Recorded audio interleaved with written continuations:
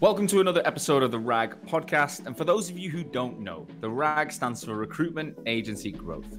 Since early 2019, I've been interviewing the most successful and innovative recruitment owners to learn how they rose to the top of their game. In season 7, I'm going to be having raw, authentic, and insightful conversations with agency owners, entrepreneurs, leaders, people across the industry. And I want to be learning about their ambitions, what's happening behind the scenes in their agencies today, and their plans to navigate difficult market conditions. I'll be bringing you the latest and greatest recruitment stories every single week on Wednesdays at noon across multiple platforms. Stay tuned.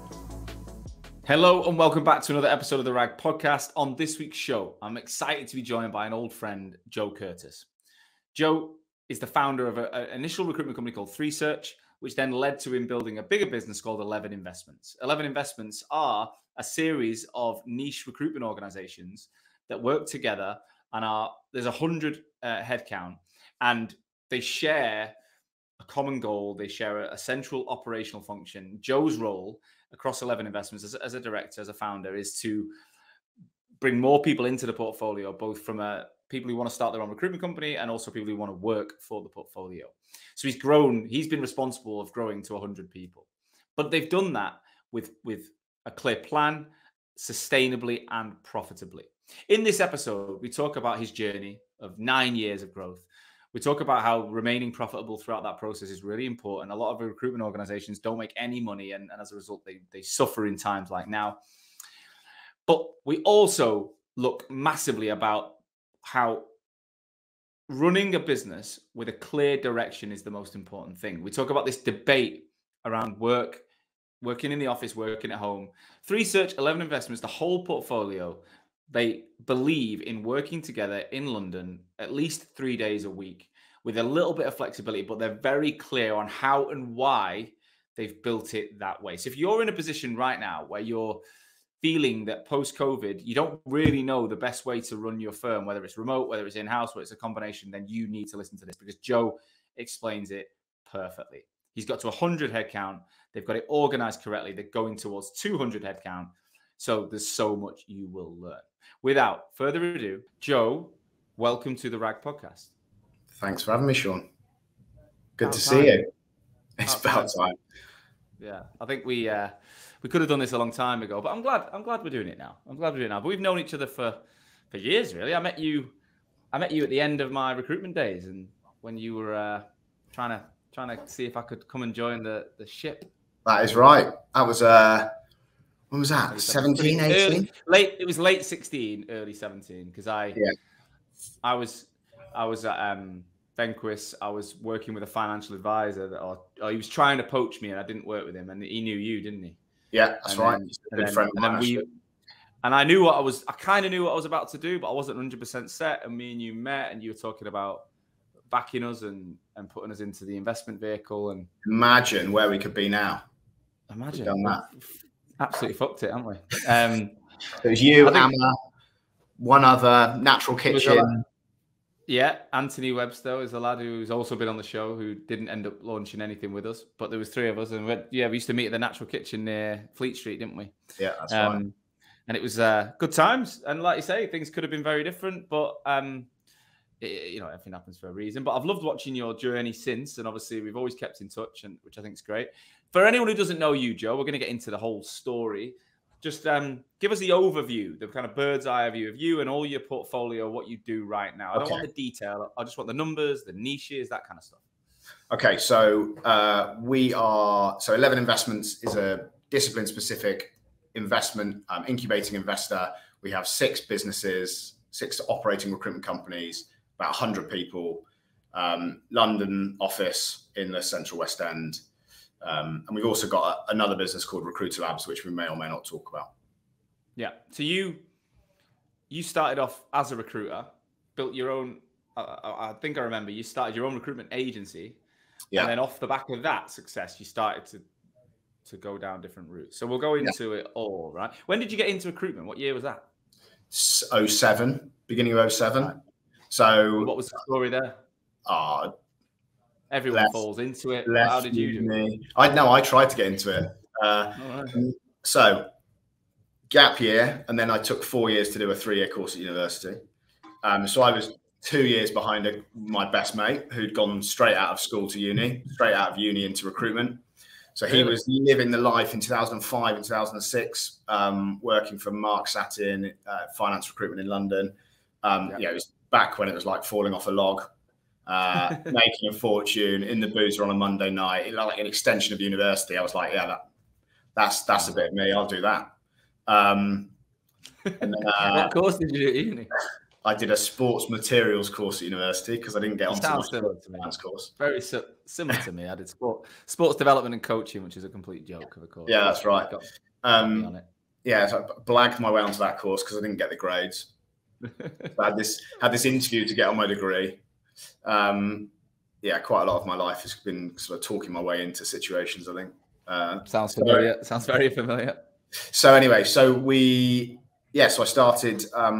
So I got a job at Michael Page in the Weybridge office. I was talked into working in the Weybridge office in Michael Page. Weybridge? Like on the M25, Surrey, Chertsey Way, Junction. Where were you living?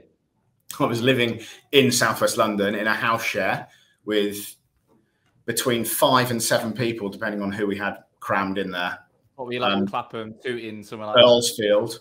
Earlsfield. So yeah, you go in, commuting the other way.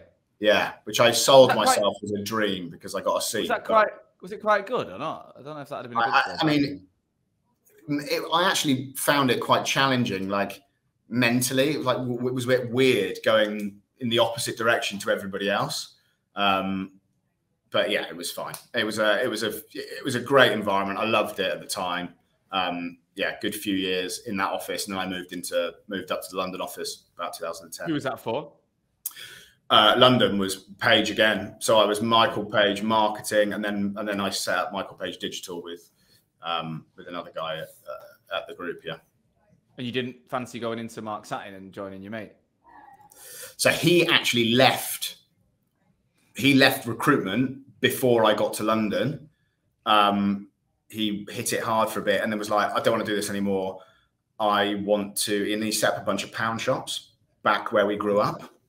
Wow, random. He does a different thing now, but yeah, so no, I didn't. At the time, he was actually, that's not true. At the time, he'd moved back to Gloucestershire, but he was working for Page in Bristol, which is where I got the intro.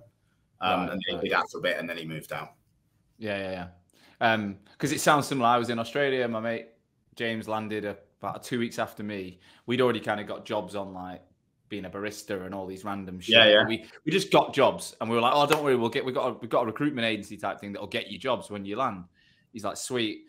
Got a job in recruitment at Randstad within like 4 days, was sponsored, was on a 50k salary. We were like, what the fuck is he doing? I was like, he must have been about 3 days into the job and I was like, I want to do that. It just sounds well better than what I'm doing. Yeah, so I was getting up at 4 a.m. in Sydney making sandwiches for people in a sandwich shop. Horrific. Yeah, horrific, isn't it? You are treated a certain way, I think, when you get to Australia that you might not be prepared for. Like, it's probably how most immigrants survive in the UK when they land, right? They just have to do whatever they do. Madness. So I don't want to go into your career as a recruiter too much, but like, how did your career progress? Like, how would you describe your experience as a consultant and before you became an entrepreneur? I would describe it as doing the minimum I had to do to get on. I was naturally quite good at certain aspects of the job, but loads of things I wasn't good enough at to go the full distance in a business like Michael Page. And I think I realized that pretty early on. What were you missing? So the route there is always, at the time it was do well, bill well, become a manager, grow your team, heads. The more people you got working for, the more important you are. And I just didn't get on with man management particularly well. So I did man management jobs for a few years there. But it wasn't me. That's not. You preferred being out and about, meeting clients, and yeah, I was good at influencing people. So whether that be selling stuff to clients or persuading candidates to take jobs, or actually notably persuading people to join the business as a recruiter, that they were the bits that I was good at. What I wasn't good at was the discipline and the organization to do really well at managing teams of people. Yeah, that sounds familiar. So although I gave it a crack because I thought that's what I wanted to do, and I had this ambition that I'm going to climb the ranks and be as senior as I could be at Michael Page, I actually relatively quickly realised that it just wasn't the best. What would you professionally? I don't know if you know the answer to this, but like, what sort of package and take home do people get when they get high into these bigger corporate recruitment firms? Like, is it really lucrative annually to get to that point? Not compared to doing anything remotely like your own thing. Yeah. So, I mean, they get paid well, hundreds of thousands of pounds, but it depends on your comparison of like the profitability of the business that you grow and the size of it and all that sort of thing. But yeah, clearly the opportunity when you're doing your own thing, the opportunity there is to earn significantly more. And it's uncapped, right? Which is a kind of, it's the next level of being a recruiter, isn't it? I remember going from recruitment to management and feeling like everything was capped. It felt like suddenly it went from my earnings were my destiny to it was all about everyone else. And actually there was a limit on what I could only hit this bonus anyway. And I was like, I want to learn it because I think it's a good skill, but it doesn't turn me on, which is why I ended up talking to you, because I was like, oh, I know I'm going to do my own thing. And I was excited about it. So when did you know you were going to start your own business? I think actually probably about 2 years before I left Page, but I didn't think it was going to be in recruitment. The lad who set up James, one of my best friends, the guy who set up the pound shops, we were going to do a festival catering business. I could imagine you doing that. Food was just kicking off, in a big way. Festivals were getting more and more popular, and yeah, we wanted a burger van or something like that to build a chain of these burger vans that we did. I don't know if it's just the beard, but you look like you could do craft ales, really good coffee, and like, I don't know, some kind of really good burgers. I think that'd be your yeah. Thing. It was going to be we were going to call it Burger on the Dance Floor. So, but thank the Lord that didn't happen, because I reckon that great name, fucking great name. That's a cracker. So what happened then? Tell us what went on. So it just kind of fizzled out, didn't happen. And then, my dad ran his own business, small. He's an upholsterer. So my dad ran his own upholstery business. My stepdad ran his own, he also worked in furniture, had his own furniture business. My best mates, most of them were doing their own thing or were that way inclined. And I think probably inside me, I was always going to do something on my own. Right. Or, actually, I'll come on to that, not actually on my own, but, for myself. Yeah. And then I realized that actually recruitment wasn't that bad and you can make some decent money. And I had a pal at the time, a couple of pals at the time at Page called Charlie and Andy. Charlie, I'd been there for years with, and Andy I'd recruited in 2011. And he was like this up and coming superstar biller, young manager, but really good biller at Page. And I was like, well, if I can persuade those two to leave, then maybe we're onto something. And that was 3 Search, wasn't it? That was 3 Search. So we planned it for a while. I persuaded them to put a load of money into a bank account the night before we resigned. So if anyone backed out, they lost their cash, to make sure everyone followed through with it. How much money? It was only 8 grand each. That's all we had. That's all we started it with. It's quite a lot though. I think we did 1,500 quid each. That was it. Yeah, but you had like insane amount of savings, didn't you, at the time to live off? Yeah, I did have a decent. It needed to work quickly for all of us, but it was a good timing for all of us. We all owned our own flats. None of us had kids. How old were you at the time? Married. I was 31. Charlie must have been 29 or 30, and Andy was 26. Right. So. The stars aligned at the timing. We talked about it for 9 months, and then we're like, yeah, let's do it. And so on nearly 9 years to the day, we resigned, 25th of July. How did that go? All 3 of you doing? As I did it with Amma, I talked to you about it a lot then. But how did it go for you? Yeah, it was pretty nerve wracking. I remember Charlie and I resigned to the same bloke. So Charlie went in first, and then by the time I got in with him, he was like, "What? Yeah. He was like, "Are you doing something with Charlie?" I was like, "I'm not telling you what I'm doing." He was like, "Fine." So we were out. That was me and Charlie were done. Happy days. We were in the pub at lunchtime, and that was fine. Andy couldn't find his boss at the time. I think his boss had been on the night out the night before, and he was like fretting, not being able to find anyone to resign to. At the end of the day, he resigned to a poor lady that he didn't even work for.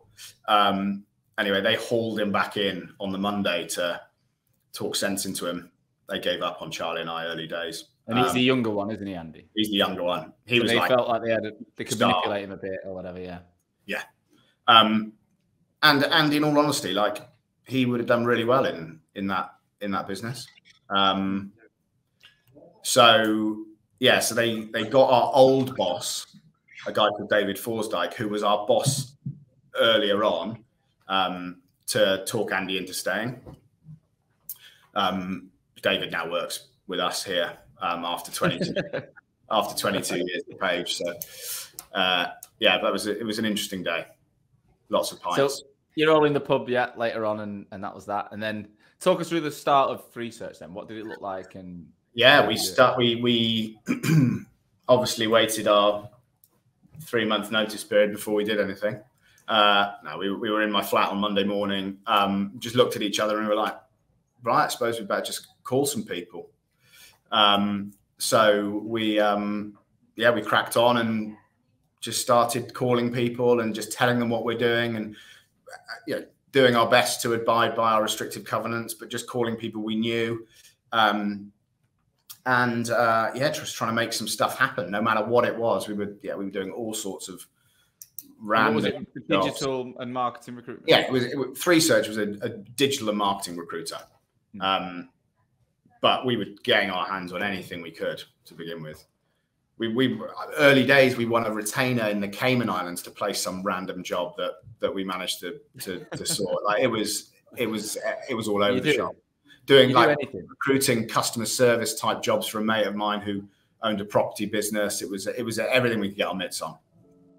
Are you spending hours on LinkedIn and cold outreach and want more business coming to you over your competition?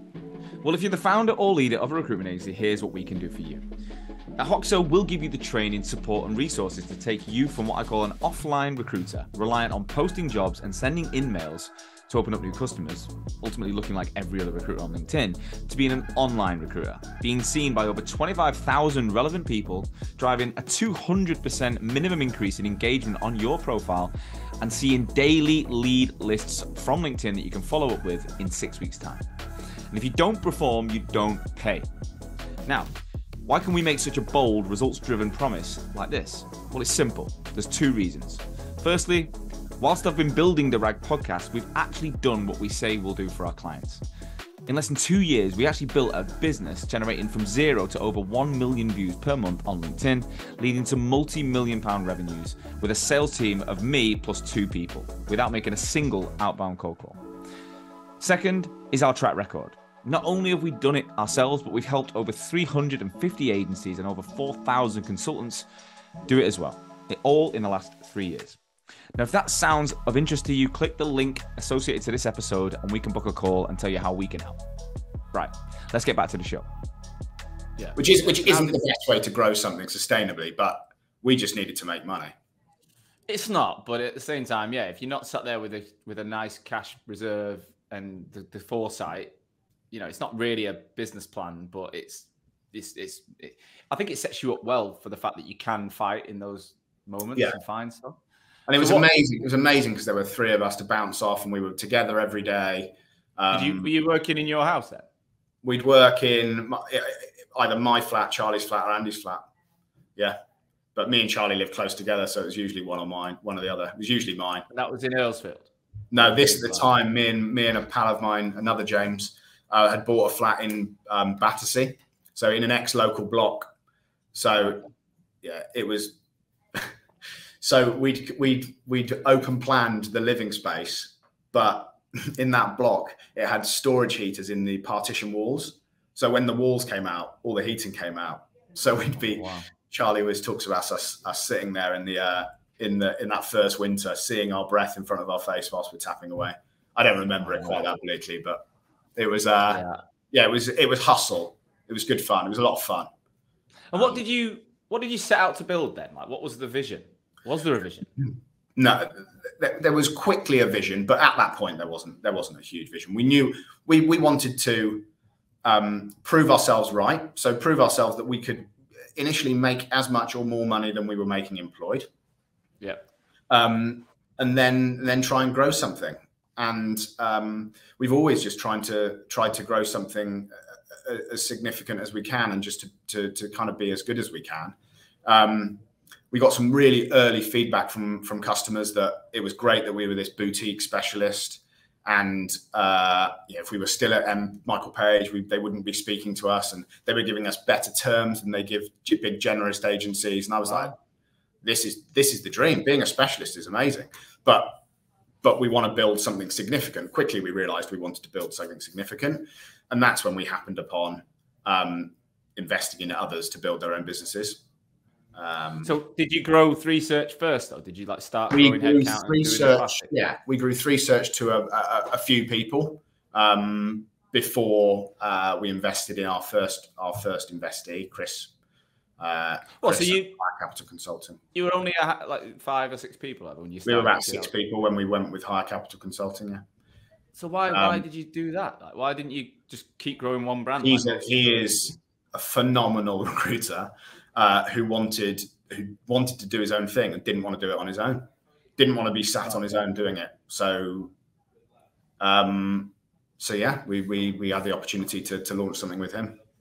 So you said, we'll bolt you in, come and work alongside come and work us. At that point, we had an office, our first office, which was amazing. Like, we had, I remember at the time we were looking around these awful co-working spaces, like really cheap, grubby ones. And we had this one in some tower in Waterloo. And I called a mate of mine. She works for Knight Frank. And I was like, will you just do me a favor? Will you just check I'm not being ripped off with this? We're looking at this 6-man office in this service.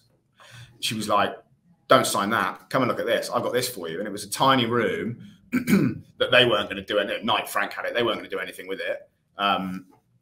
So she was just doing me a favor, showing it to me. And it was this, 400 square foot room with a bay window view into this garden, backed out onto what's now Eccleston Yards. So it was on Buckingham Palace Road in Victoria. Oh.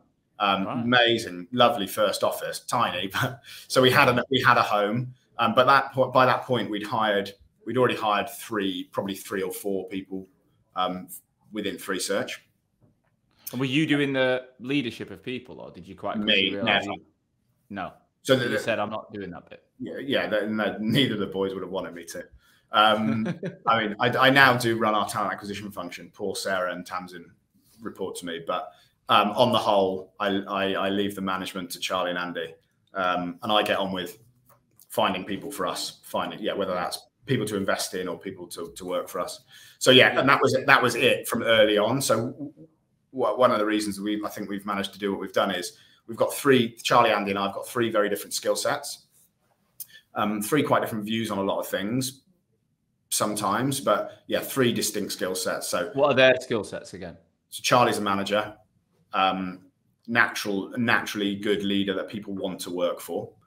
So that was I was like, we'll have him on board. And then Andy at the time was an exceptional recruiter, and he would probably admit that at the time he was limited to that being probably the mainstay of his capability. So very early days, I win some work, Andy fills it, Charlie wins some work, fills it himself, whatever. We'd fill it all together in reality to begin with. But, and then very, very early on, my job was always going to be to find people to work for us. We knew it would be difficult to hire people. So we knew there would need to be that focus.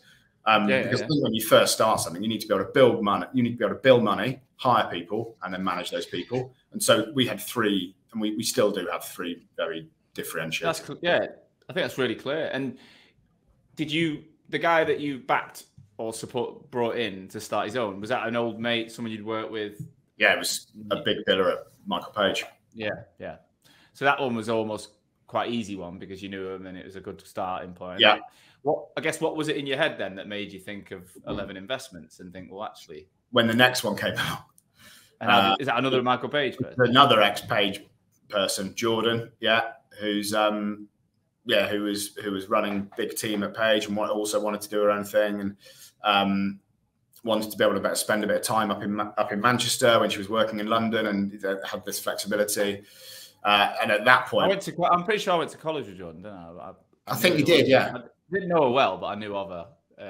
And when I remember when I recognized her in your office, I was like, oh yeah, I know that girl.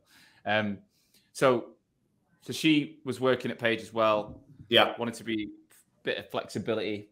So yeah, you've got how old is 3Search at the point where you've got the next 2 years? 2 years old, probably 12 headcount.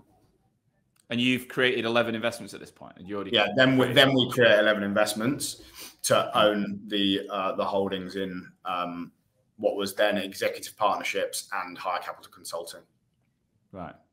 And in terms of your name 11 investments, did that mean you're limited to 11 investments? Like you were going to get to 11 and stop?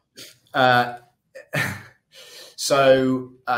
thought we wanted to be about 200 people, and we thought that's probably about 11 companies. 3Search, it was 3Search plus 10. We had the sights set pretty high in hindsight, looking at that now. 3Search plus 10, about 200 people. That makes a lot of sense. We hung out a lot in a bar called 11 Pimlico Road, which is at the bottom of Buckingham Palace Road, where our office was. I like the number 11. That was it really. 11 investments. It makes sense. I think it's great. I thought investments sounded good. In reality, it doesn't exactly explain what we do. I named my company Hoxo Media, and media is not what we do, right? So the name, I don't know if I believe the name is that important in reality. No. I mean, names are a funny thing in recruitment companies. Some people are really, really precious about the name. Some people don't care. The best performing name we've got is the Sales Recruitment Company. It is a real SEO hack, that calling it what it does on the tin. It's always performed well in organic search. And also there are loads of recruitment companies, not to mention the amount of recruitment companies that have existed and are dormant and dissolved. So people have this idea of a business like, well, yeah, you can't have that or anything like that or anything similar. Alongside 11 investments and then Recruiter Labs, thinking of new names for companies all the time is quite the fun and games. Exactly. What was it then that when you came up with this 11 investments, you said us plus 10, like 200 people? What did that mean? Like, was it a big exit play? Like, what were you trying to create? What was the vision for that? I think vision is important to bring people along on a journey with you, and that's part of it. But also, we wanted to achieve a significant level of success and to achieve something pretty special, not for a specific exit, no. Just kind of to see how good we are, I suppose, and to see what we can do. And it's really difficult to grow and scale recruitment companies. And we had a unique ability to do that, we think, mostly because of our split skill set. That split skill set brought with it the ability for me to just focus on talent acquisition, which is really important in the early stages. So no fixed exit point at any point, I don't think. So you didn't go like 200 means something like it means. No, we didn't have a clue then. No. I tell you now. I could talk to you now about what it means. Well, that's what we'll get to that. But did you kind of work out though that like by bolting different brands together, it did have a better combined multiple or any of that? No, we didn't know that at the time. No. Absolutely not. We do know that now, but no, we didn't know that at the time. We wanted to. We are profit driven. We wanted to make money. So everybody comes into the industry. Not everybody. Most people come into the recruitment industry setting up their own thing because they want to sell in 5 years. And that is a statement I hear an awful lot. I should imagine you hear an awful lot as well. And in reality, it's just like, it's really hard, but beyond really hard. It's like nigh on impossible. You know, if you look at M&A activity in human capital in the UK, I think 2022, was the biggest year in history. About 40 recruitment agency transactions out of nearly 40,000. It's like 0.1%. It's not a lot. Chance of it happening each year. And those businesses, they might be 20, 30, 40, 50-year-old business. They're not 50, but they might be private businesses that have been going a long time. Like, it doesn't happen. So we are acutely aware it might not happen. So we focus on profitability and everybody earning as well as possible whilst growing. So we focus on sustainable, profitable, responsible, enjoyable, energizing growth. So that, because we're fully aware that if you do sell, it's not a magic button that gets switched that's like, oh, I'm happy now, that's happened. Like, it doesn't, you hear it. I think people think that. I think people think that, though.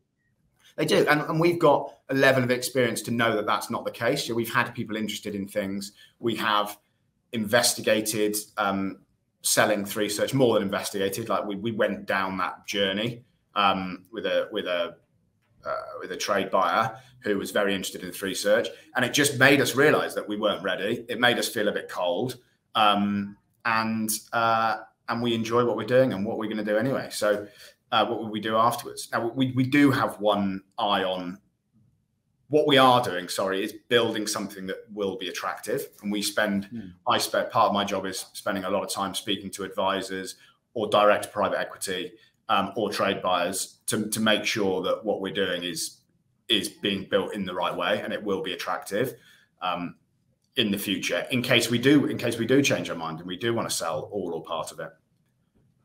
But for somebody to build something on their own that creates value, if it's not $1 million, I know Alex Elliott said recently, if it's not £3 million in EBIT, don't bother. I mean, that's ambitious. I think if it's not £1 million in EBIT, like, you're not going to get a multiple that's going to excite anybody unless they're just desperate to get out.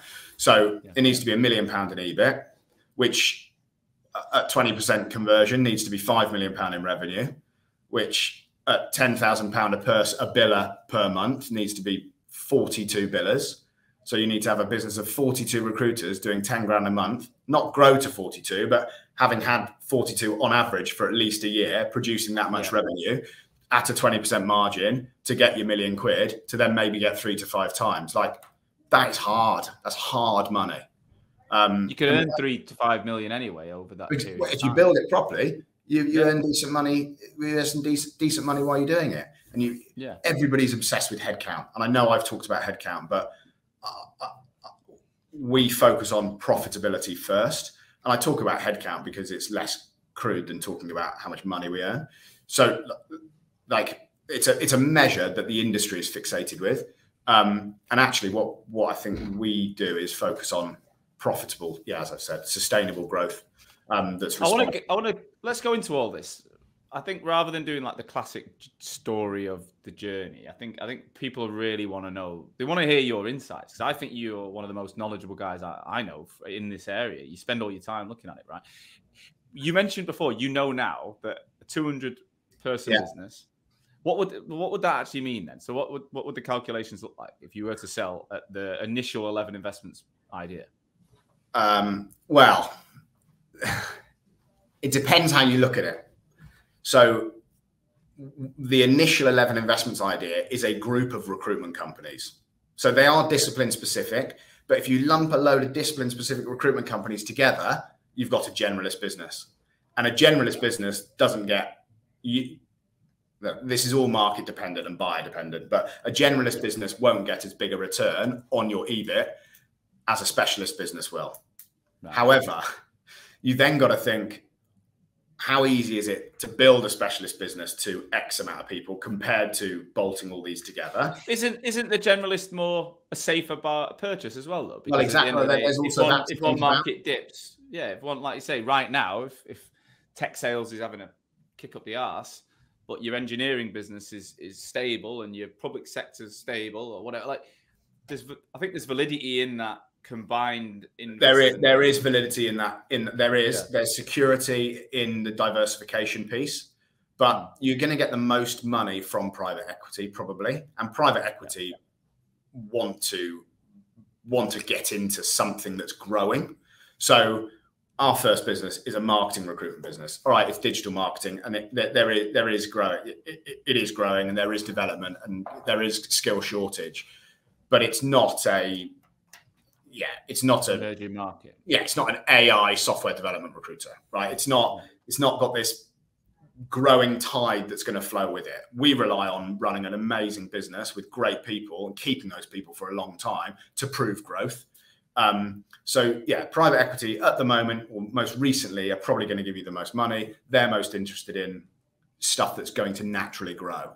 So yeah, so the decision you've got to make then is, how big can you get a generalist? And then what's the multiple on that number going to be compared to how big you can get a specialist to get the better multiple on that specialist number? So we're now not a group of, our sellers we're a group of recruitment companies. We're an incubator.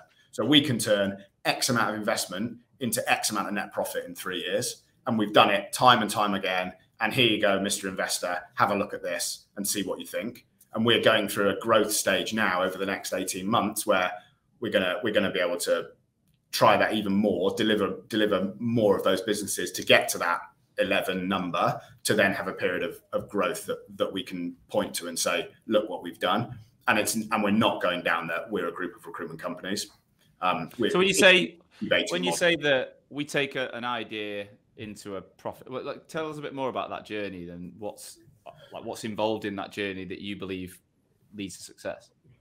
So we have significant track record of taking people who might be big billers, but are inexperienced managers, and taking their business from just them to 15 people in a few years. All right, most recently that was in a good market, but those businesses aren't going backwards. We are continuing to grow them. So I think we can provide or produce a system and a blueprint that replicates that at a relative scale, and that would be really interesting to an investor. And when you say profit, like, what we're talking, so 15 people 3 years in, what type of EBIT are these businesses able to generate? Yeah, we could do, from 15 people 3 years in, we could do £1 million in EBIT. Yeah, because yeah, it is.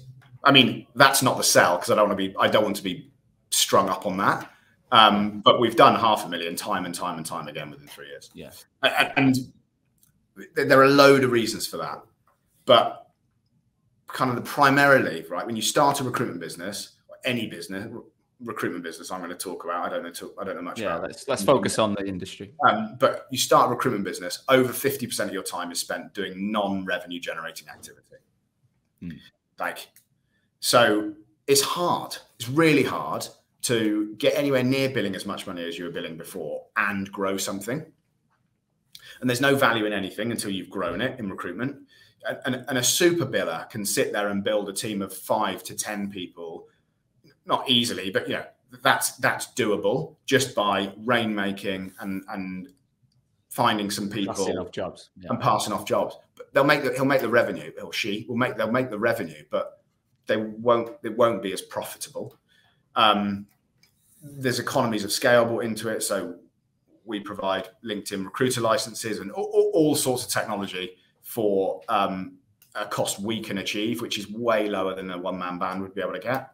But ultimately, our co-founders, the businesses that we invest in, we want them to focus on recruiting and managing a team.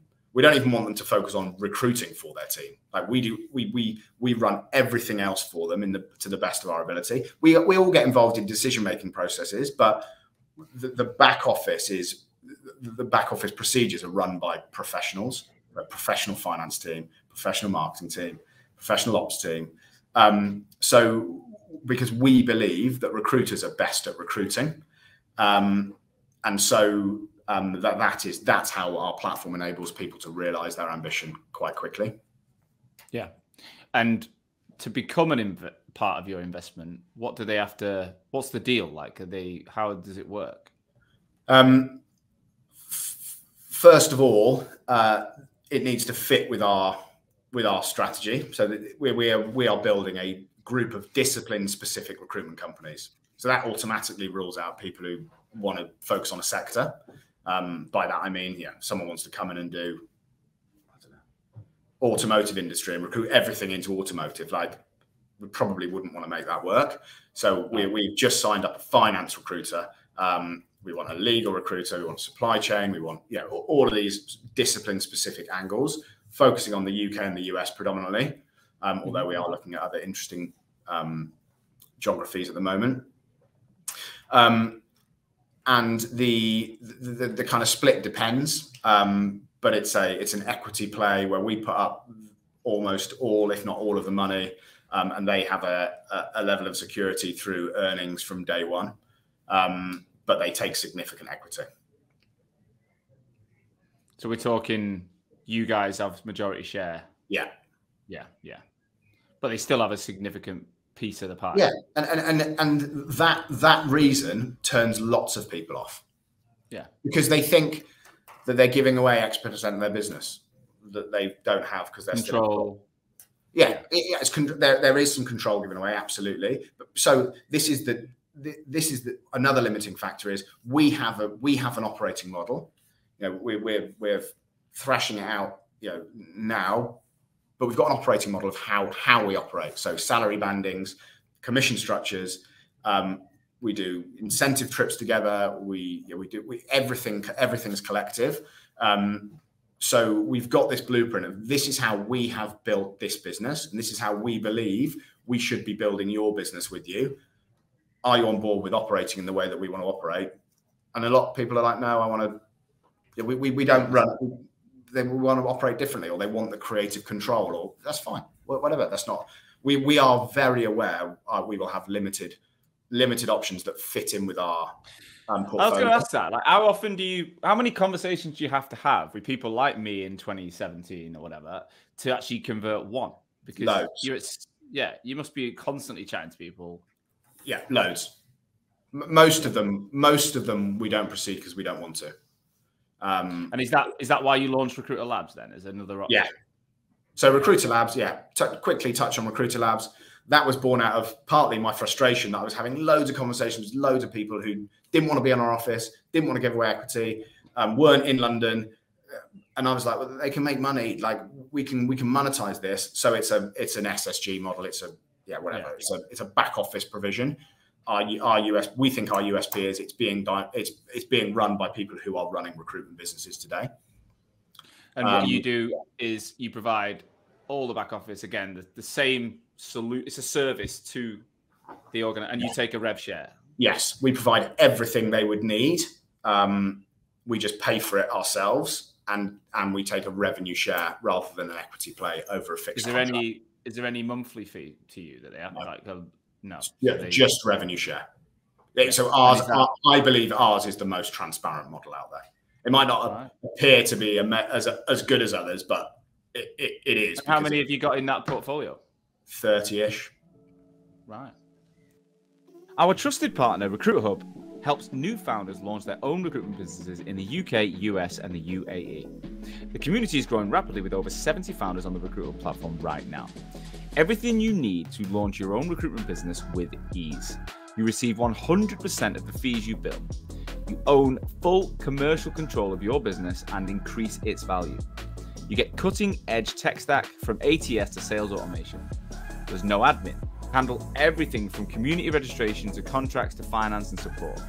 There's no setup costs on the platform, no recurring fixed costs, and no surprise fees. If you're thinking of taking the next step in your career and want to discuss your business idea, please book a confidential chat with Recruiter's team or learn more here. www.recruit-hub.com/UK-awareness. Okay, let's get back to the show. Yeah, so pretty exciting. It's really cool, the business because you've got a lot. I like the differentiated model. I like the fact you have almost like a low touch and a high touch offer, don't you? You've got two offers to give to someone, and it's. But yeah, there are lots of people we speak to who like you say, we choose not to work with, or they choose to get another job instead, or I speak to recruiters all week, all the time. Like whether I speak to the industry all the time, whether it's an owner or founder of a business, whether it's an M&A advisor, a corporate financier, whether it's a private equity firm interested in human capital. My job is to speak to the recruitment industry. Yeah. And do you, again, the third option is come and work for our portfolio, right? Yeah. So if you don't want to, you've got to go and be a complete autonomous owner, come and work with us as part of the group, or come and be a recruiter in one of our clients. And that is the most important focus. Like hiring and keeping good people to work for the businesses we've already set up is the primary focus. It's got to be. You know, we've been really proud of what we've built. You know, we've tried our best to build a platform where people can flourish both professionally and personally. And although I think boutiques are really specialist businesses are really good for customers, for clients and candidates, I think having a fast-growing business is really exciting for employees. And there are loads of benefits of being in a group of businesses like ours rather than being in a 2, 3, 5, 10-man band. Yeah, we have amazing trips, we have amazing experiences, we do things collectively all the time. Does that include Recruiter Labs, or is that just 11 investment? No, just 11 investments. So yeah, we've tried hard recently to make sure we're operating in the right way, and because of that, we've been B Corp certified recently, which is no mean feat, and we're really happy. Is that because you're from near Bristol, and everyone who's ever been anywhere near Bristol in recruitment is B Corp certified? It literally talking about Chris Sheard. Yeah, but not just Chris. If you look around, and you got Leo who's just come out of Robert Half, and he's B Corp. I feel like Bristol should be called B Corp. Like, I mean, it's funny. It's funny you say that. It's funny you say that. Chloe, who runs Recruiter Labs for us, but used to be our ops director for 11 Investments, ran that B Corp process, and she lives in Bristol. Yeah, cool. I think there's something going on down there where they're like, got to be B Corp. If you're not cool. we were pro B Corp from the early days when it was like really niche, really small business to get into. I think Charlie had invested in an early B Corp.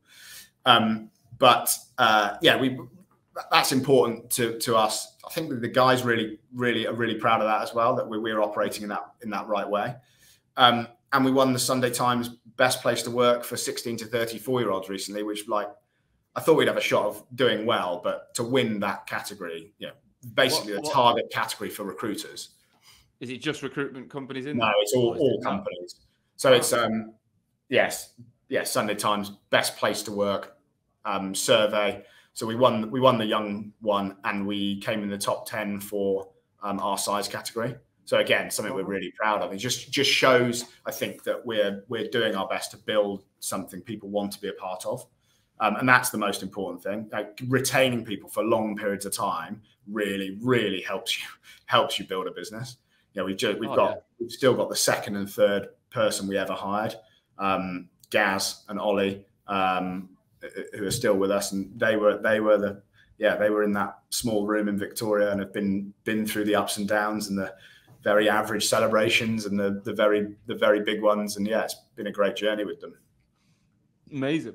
Well, when it comes to the model, you mentioned that in 11 Investments, people have got to want to be in, and when they say in, they mean in the office with you, right? So let's talk about that, because right now, I did a post about it a couple of days ago, and it did get a lot of traction, where I said, like, you know, there's a consistent theme I'm seeing. Recruitment companies, 2020 had to go home, didn't really trust anyone, but actually was really impressed with the performance and thought, fucking hell, this is great, right? 2021 went hybrid and got all cool and said we're doing 2s and 3s and 4s and 1s or whatever the fuck they did. But again, market's gone rocket ship. Roles are coming in, new hires are coming in, everyone's still performing and everyone's still cool. 2022, similar story, slides a bit. 2023, job flow drops, and all these new people are being, all these businesses are going, well, let's go back to what we knew before, which is get people together. And you've now got two camps where you've got recruitment organizations telling 35-year-olds who've got used to this flexible life to come back 5 days a week, and it's pissing them off. And you're getting people wanting to leave. And then, but you've also got the need to train new people coming in and get them right when it comes to BD. So I can see why. And my spin on it was, It's how you ask people that's going to make the difference. If you tell Absolutely. someone you got to come back without any reason and any vision, any mission, like, but I almost do think though, like at a certain age, you don't want to do, like, so many people don't want to do 5 days. Like even just one at home is like a, I spoke to a woman on the podcast last week who 900 people across the globe, and she works at home on a Wednesday, and it's like, you know, that's what they do, because that's what they do, right? So tell me about your piece, because we're in the office. How has that couple of year journey gone, and have you seen similar, and now have you managed it? Yeah, I mean, like everybody in March 2020, I was petrified that we would be not in an office. I think I made a statement saying, don't worry, we'll have a sheep dip in the office so no one gets the lurgy before we all go home. I don't think anyone knew what sheep dip was. Show my Gloucestershire upbringing. But we adapted. We adapted pretty well. We were all cloud based anyway, so we could operate from home. And to begin with, we were on calls as a group all the time, and we were I think we headed into the pandemic at about 45 people. But we were communicating all the time. Charlie, Andy, and I would have a call. 8 o'clock, a phone call, 8 o'clock every morning during the pandemic. It was hustle. It was like, I didn't hate it actually. Like, no, I look back I don't mind. One of the most amazing times where you just all came together and just fucking went for it.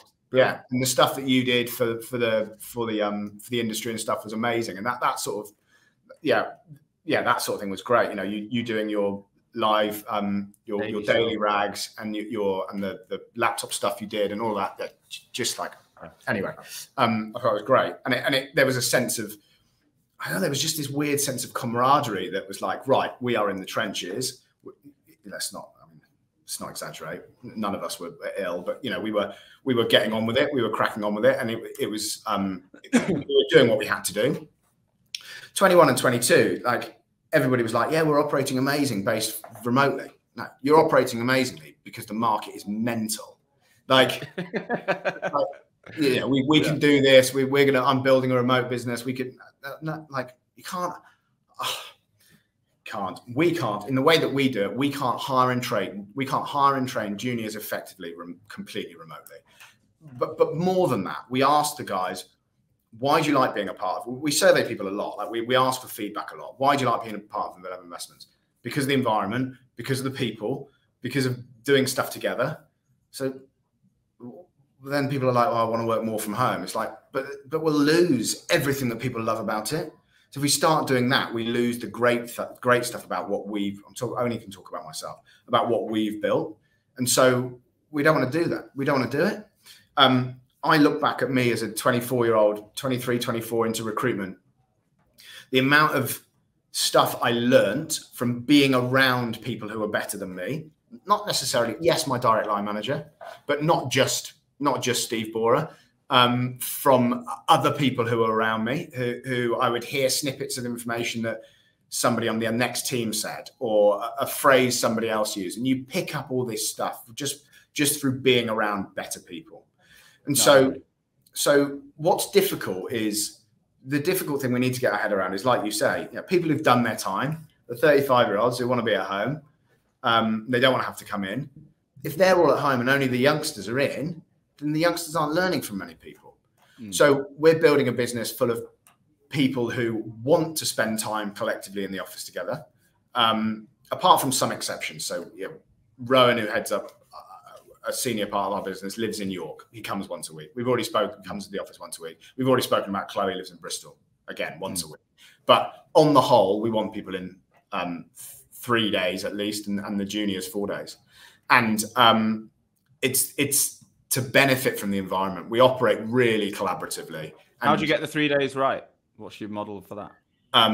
So that our model, which we now believe is right, that we've landed on recently, is 2 fixed days where everybody is in. So a Tuesday and a Thursday, everybody is in the office together.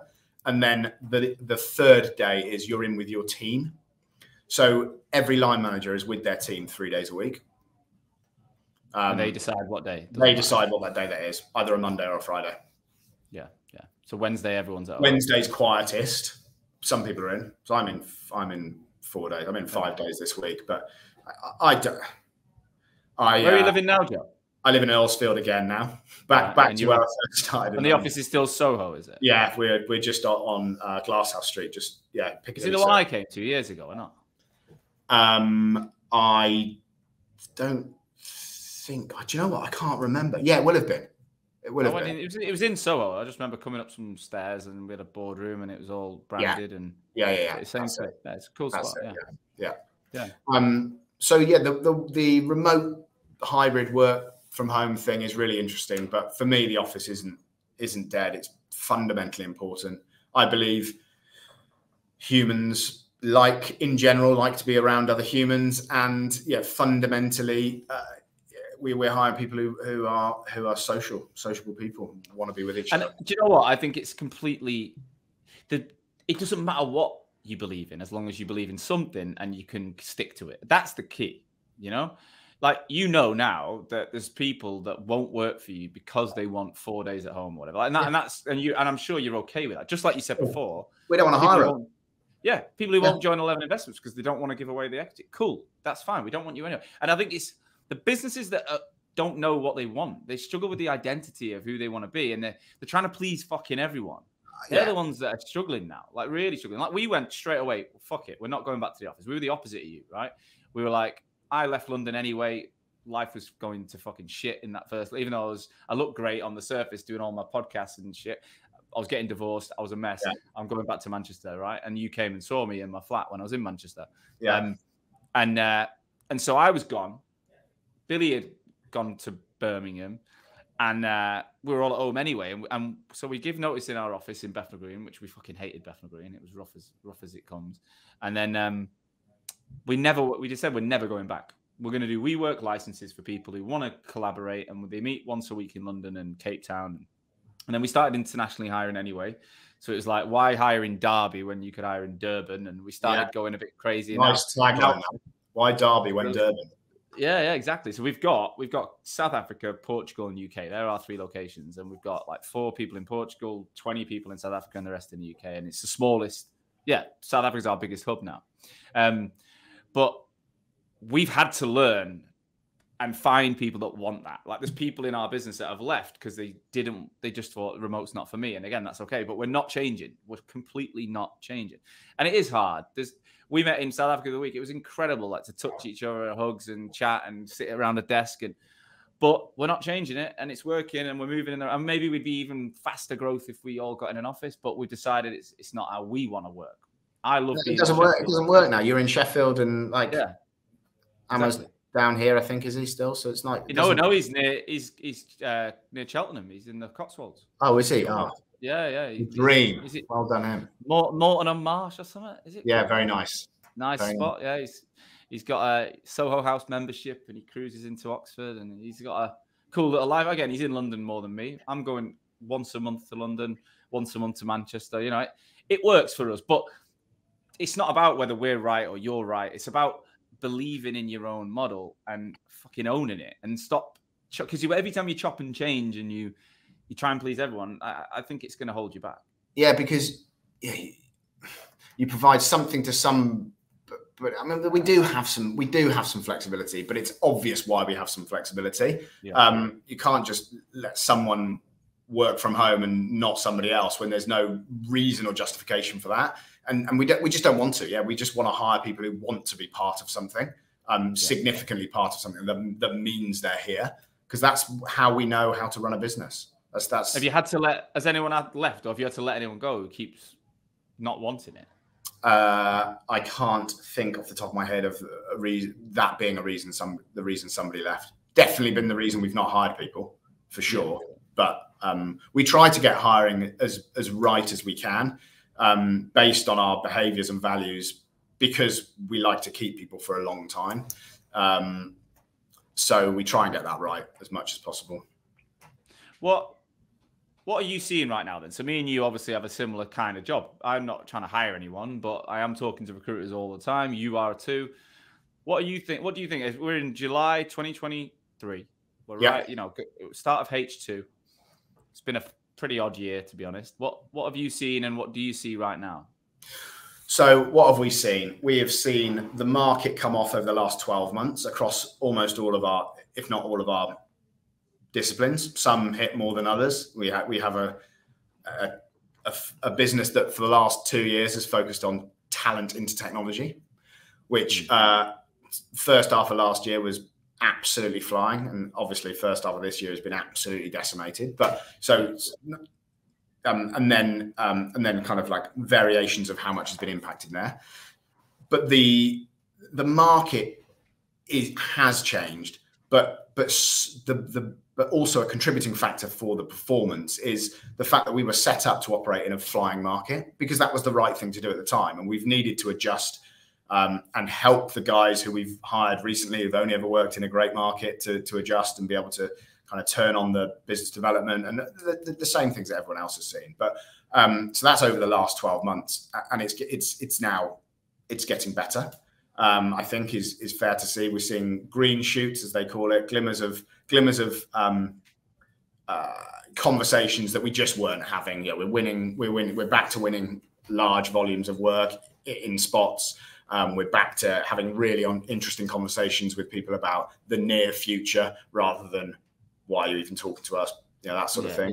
But I'm adamant it's not that bad. It wasn't that bad out there anyway. I think. Did you guys have to make any difficult decisions and make some cutbacks, or? We didn't make any difficult decisions that we wouldn't have made about people's performance. We are very proud, touch wood, we're very proud that we've built a business, as I said, responsibly and sustainably. We don't hire speculatively. We hire when we see the growth and we see an opportunity that somebody can come in and help that growth. I think Greg Savage said on one of yours relatively recently, we've gone from an amazing market to a really good market. I think that's possibly positive spin. I think we've gone from an amazing market to a normal market. Recruitment's a hard job. That's why we get to charge our clients lots of money for finding them people, because it's hard to do the job. And this is normal. And we've got to pedal a bit faster to make the money. And we probably won't get back to the productivity we were knocking in over the last 2 years anytime soon. But we don't need to do that. We just need to operate sensibly, and we'll make decent money. How do you manage expectations of what good looks like, though? Because if your team is, let's say, a guy's billing 400K comfortably for 2 years, and suddenly it's the wheels have fallen out of the market, and they've not. Are you all saying, well, it's 250 this year or whatever? Are you able to reset and say this is a good year in this market, or do you? Because a lot of people are so scared to ever go backwards. It's like we have to keep moving forward, but we are. I think this is again the three of us helps. I think I'm probably more inclined to say, why would we go backwards? Like, we can do it, blah blah blah. But I have voices of reason next to me in Charlie and Andy, and more recently David, and we come up with sensible plans moving forward, because we all bounce off each other. I'm probably the driving force, ambition-wise, in terms of the future, what we can achieve. But ultimately, Charlie, Andy, and David they're delivering from those teams. Charlie and Andy specifically in 3Search are there. So they're on the ground. They know, they can see, they know what's there right now. So we are sensible, but we are building a high performance culture where we expect decent performance out of people, and we provide an amazing environment for them to be in and have that performance. And we provide them the technology we believe is required to be able to do their job well. We're very pro investment in the right platform for people to be able to realize that, whatever their goals are. That's really important to us. Joe, we're out of time, but thank you so much. You've been a legend as always. It's always, I've had loads of chats with you over the years, but this one was probably the most chronological and put together, and I feel like I've actually learned a lot myself. If anyone's listening and they like the sound of either joining the portfolio, starting their own through Recruiter Labs, or being part of 11 Investments, LinkedIn, just drop you a note. Absolutely, yeah. And even if someone just wants to ask you some questions, might be a fellow owner that just likes the way you think. Someone reached out last week saying, I've got a business of 15 people. I want to scale it to this many people. Can you help? And I was like, no, but let me put you in touch with somebody who can. I made 3 phone calls and I've lined them up with somebody who I think could benefit them advisory wise. So yeah, I mean, I will. It's my job to know the recruitment market. So absolutely happy to hear from people. Email is probably as good as LinkedIn. I don't know if I can accept any more connections. So joe@11investments.co.uk. Right. Joe@11investments.co.uk. I'll get it attached to the episode. Joe, you're a legend. We'll get you on again in the future when you're 200 people and you're sailing off into the sunset. But I wish you the best of luck in the meantime, okay? And you. Thanks for everything. Cheers, mate. Thank you as always for listening to today's show. I truly hope that you got value from it. Honestly, it's the only reason I take time every week to ensure that my audience, you guys, future and existing recruitment owners, you're learning from each other to make this industry that I love so much stronger. And today's episode is brought to you by my business, Hoxo. I'm the CEO and founder, and we're on a mission to help brand recruitment agencies and their people better. I want to help people have the tools to stand out in the most competitive markets in the world. We're currently working with over 350 recruitment agencies and 5,000 of their consultants right now, helping them to build their personal brands to consistently win more business, attract talent, and just become that go-to recruiter in the market. Now, we do have a huge coaching program, but a lot of people don't know we also manage the brands of a lot of founders, and we can do the rebrand of that company organizational piece as well. So if your recruitment agency either needs help to look and sound exactly how you want it to, or your leadership and consultant level need to get out there and drive more traffic back to that website, to the business, and start using LinkedIn to generate more revenue, then you should definitely be reaching out to us. If that sounds of interest, please do visit www.hoxomedia.com or drop me, Sean, a personal message on LinkedIn. I love hearing from RAG listeners. I would love to talk to you. Look forward to it. So I'll see you again next week with another episode. Catch you soon.